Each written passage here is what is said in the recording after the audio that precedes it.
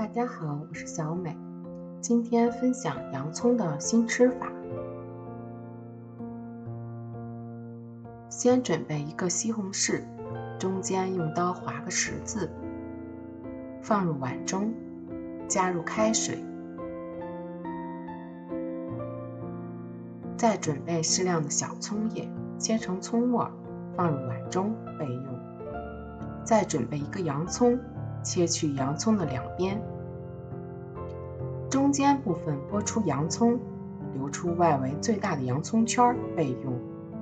再将其余的洋葱切成小碎丁，放入碗中备用。取出烫好的西红柿，用开水烫过的西红柿很容易去皮。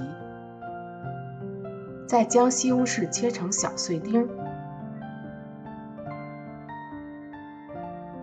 放入碗中备用。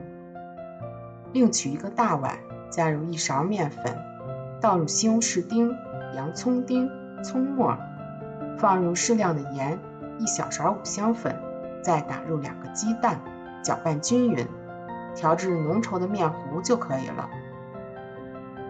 平底锅预热，刷底油，放入洋葱圈，再将调好的面糊加到洋葱圈中，不要加得太满。小火慢煎2到3分钟，然后翻面。翻面后同样是小火慢煎2到3分钟，美味的洋葱圈就做好了。如果家里有小朋友不喜欢吃洋葱，可以试试这样做，做法又非常的简单，早餐10几分钟就做好了。